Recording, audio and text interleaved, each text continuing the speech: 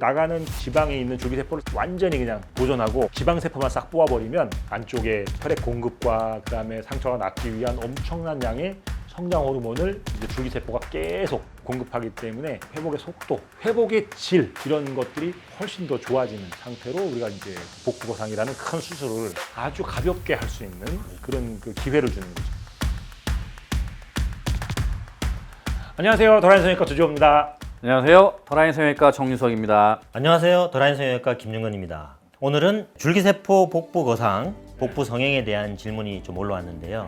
두 전문가를 모시고 오늘 몇 가지 물어보려고 합니다. 첫 번째는 줄기세포 복부 거상 수술은 어떤 수술인지, 일반 복부 거상과의 차별점이 뭔지 질문이 올라왔습니다. 복부 거상은 일반인들도 좀 많이 알고 계세요. 그래서 이제 복잡하게 설명할 건 없고, 복부 거상이라는 거는 비만인 분들이 이제 많이 일어나기는, 물론 비만이 없으면서 나타나기는 하지만은 우리가 늘어진 조직, 겉에 있는 피부, 안에 있는 지방층, 그리고 안에 있는 근막층 이런 것들이 늘어져 있는 것들을 우리가 다른 보존적인 방법으로 해결을 못할 때 수술적으로, 물리적으로 남는 조직을 잘라내고 복원을 해주는 수술이잖아요. 네. 그게 이제 복부 거상 수술의 기본 개념이죠. 네. 그러면 일반 복부 거상하고 우리 병원에서 이야기하는 줄기세포 복부 거상하고 어떻게 차이가 날까요?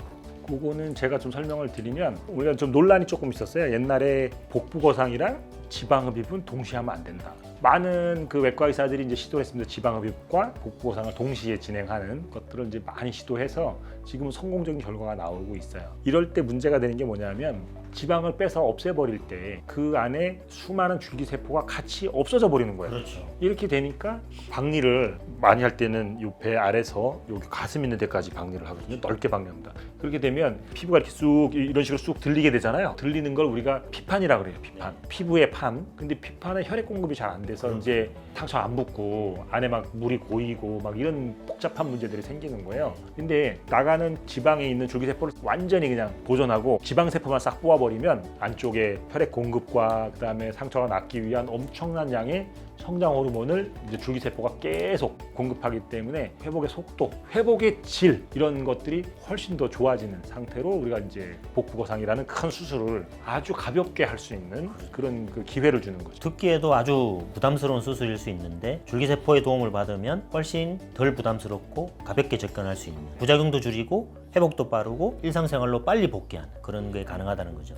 하여튼 거상 수술에는 그냥 줄기세포를 쓰는 게 좋습니다. 그러면 두 번째로 추천 대상이랑 단계의 구분이 어떻게 될까요? 피부가 딱 이렇게 돼서 처지기 직전인 분도 있고 이미 처져 있는 분도 있고 여러 단계가 있어요. 근데 이제 요거를 이렇게 잘라내는 데 있어서 얼만큼 당길 건가를 결정하기 위해서 이제 박리를 배꼽 아래까지 할 건가, 배꼽까지 할 건지, 배꼽 위로 할 건지, 아니면 저 가슴 끝까지 할 건지 4단계로 나누고 있습니다. 그렇죠. 왜냐하면 거기에 따라서 수술 난이도도 달라지고 배꼽의 위치를 바꿔야 되나 안 바꿔야 되나 뭐 이런 것까지 결정이 되니까 엄밀하게 말하면 배꼽 위치는 그대로 있는 거죠? 은밀하긴 그런 거죠. 본질적으로는. 깜짝 놀라실까봐 내 배꼽을 어디로 옮긴다는 거야 이렇게 하실까봐. 배꼽을 그대로 두기 위해서 그 피부를 움직이는 그렇죠. 거죠. 피부를 먼저 그렇게 질문하시니까 제가 놀라잖아요.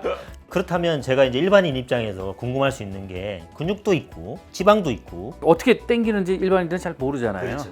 그냥 이렇게 탁 자르고 이렇게 당겨서 그렇죠. 잘라내고 그냥 꼬맨다고 생각하는데 이게 아니라 이제 피판술, 피부 판때기, 전체를 판이라고 그러잖아요. 이 판을 옮기기 위해서는 박리라는 과정이 필요해요. 박리라는 게 분리하는 거죠. 살이 이렇게 움직이지만 손으로 밀어보면 살이 움직이는 범위가 한정돼 있어요. 한정되어 있죠. 그런데 우리가 원하는 건 이걸 여기까지 옮겨야 되거든요. 그렇죠. 그러려면은 바닥에 붙어 있는 거를 다 띄어야 돼요. 피부하고 지방층 여러 가지 이제 막들이 있는데 이런 것들이 밑에 있는 근막에 심지를 딱 받고 있습니다. 그래서 받고 있는 심지를 다 끊어서 당기는 과정, 그게 이제 우리가 박리라고 그러잖아요. 그리고 이제 줄기세포를 해서 데미지를 최소화하는, 이제 그게 굉장히 중요한데 그 박리하는 그 과정이 복부 성형에 있어서는 굉장히 이제 중요한 요인을 차지를 합니다. 수술 방법이랑 수술 시간에 대해서 또 궁금하시다네요. 단계에 따라서 조금 다른데 보통 이제 조 원장님 많이 하시는 4단계 저 위에까지 올라가는 거 하면 한 3시간 3시간. 그리고 이제 아래쪽에서 끝나는 거는 한 2시간. 배꼽 이동까지 하시면 3시간 3시간 반. 근데 들리는 말에 의하면 다른 병원은 6시간씩 걸린다는데 우리 병원은 지금 3시간에서 4시간 이야기 하잖아요. 어떤 노하우가 있는 겁니까? 일단 첫 번째는 정 원장님 손이 빨라요. 그다음에 두 번째는 제가 박리를 잘 해놔요. 그다음에 세 번째는 저희 병원은 이렇게 꼬맬 때 아주 특수한 재료를 써요. 그냥 일반적으로 실로만 다 꼬매는 게 아니라. 우리가 사는 방식으로는 한두 시간 더 단축시킬 수 있다는 말씀이신 거죠? 그럼요.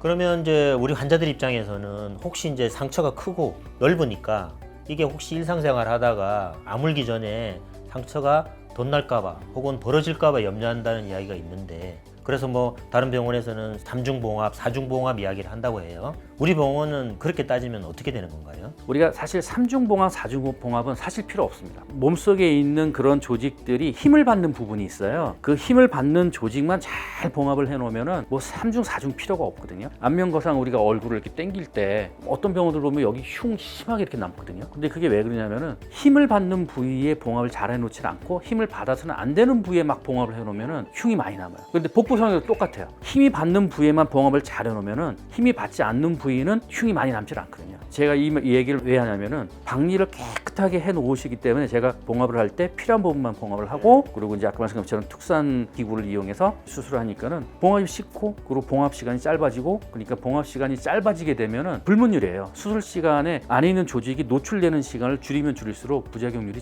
줄어듭니다. 상처에 대한 부작용이. 예, 완전 공감. 정리를 하자면 우리는 상처가 잘 안 물게 박리를 하고 빨리 꼬매고, 그 다음에 회복도 빠르게 압력도 적게 쓰고 결정적으로 줄기세포 쫙 뿌려요. 줄기세포를 넣고, 마무리하자면 우리도 3중봉합, 4중봉합을 안 하는 건 아니나 근데 사실은 3중, 4중 봉합이 꼭 필요한 건 아니라. 필요한 건 아니다. 그 외과 의사들이 또 하는 또 큰 실수 중에 하나가 너무 지나치게 꼬매면 혈액 공급이 차단이 예, 맞습니다. 그 이야기 드리려고요. 줄기세포가 혈액 공급에 아주 결정적 역할을 하는데 지나치게 꼬매면 혈액 공급이 안 된다는 이야기 들었거든요. 네. 그러면 생길 수 있는 부작용이 뭐가 있을까요? 글쎄 우리 병원이 워낙에 그 이제 치료 과정이 스무스하게 지나가는 경우가 거의 대부분이라서 이제 퍼뜩 갑자기 생각이 안 나는데, 이제 일반적으로 좀 그냥 저희 병원 사례를 말씀드릴게요. 저희 병원 사례를.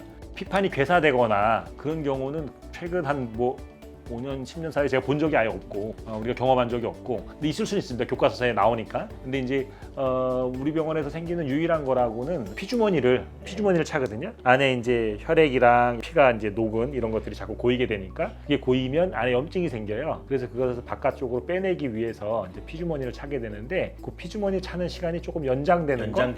뭐 그 정도가 우리 고객님들이 겪는 가장 큰 불편함 중에 하나 아니었나 싶어요. 그러면 수술 후 주의사항 궁금하다고 합니다. 수술 후 어떤 걸 조심해야 될까요?